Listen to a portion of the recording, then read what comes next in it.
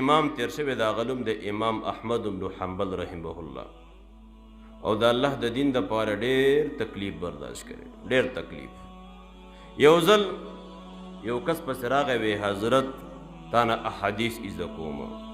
وی زه خو نظر بنیم او حکومت ما باندې پابندي لګولې ده و امام احمد بن حنبل رحمه الله وتوی یو طریقه د تخیمه دې کس ته وی و دې شی بکې چې روزانه به زوړ لباس اغوندي او غاړې ته به کشکول وراچي او زما د کور خواته به راځي سوال بکې چې چاته پته ونه لګي او زه به تا ته یو حدیث د رسول الله وایم یو حدیث و دې غریب به روزانه سهار را پاسېدو او زوړ لباس پې اغوستو او غاړې ته به کشکول واچو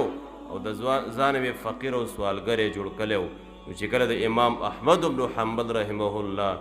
دروازې ته به راغې او دروازه به وټکوله او د خیر او د سوال یو آواز به وکړو نو امام احمد بن حنبل رحمه الله به دروازې ته راغې او یو حدیث به ورته د رسول الله ووی دی به په دې لارو کوڅو کې داسې تلو راتلو دا حدیث به زده کوو زما یې د 1500 وخت کې په دې باندې بیا دا نظربندي ختمه شوه دې مسجد ته راغی چې کله مسجد ته راغی تمام شاګردان رالل او درس ته کېناستله نو امام احمد بن حنبل رحمه الله وی زما هغه شاګرد چرته دی چې په فقیرۍ کې زما نه احادیث ایزه کوله دا هغه ځای نه لاس وت کو حضرت زه یم وایي مخکې راځه مخکې راوستو وی دا راته ووایه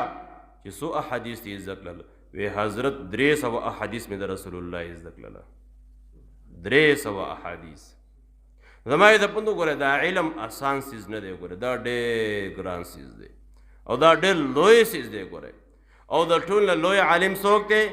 رب العالمین دی وفوق كل ذي علم علیم معارف القرآن لیکلی مفتی شفیع رحمه الله معارف القرآن کې لیکلی وایي کله چې موسی علیه السلام نه تپوس وکړی شو چې په مخ ته ځمکه باندې ستا نه لوی عالم بل څوک شته موسی علیه السلام ته خو رب العالمین نبوت هم ورکړی او رسالت ته هم الله ورکړی نو د الله نبی مو د الله رسول مو نو امام موسی علیه السلام د وجې د تکبر نه ونه وی ظاهره خبره وه نبوت وسم ورسره او رسالت وسره مو او دا خبره وکړه چې زمانه لوی عالم بل څوک نشته رب العالمین ته دا خبره ناخوښه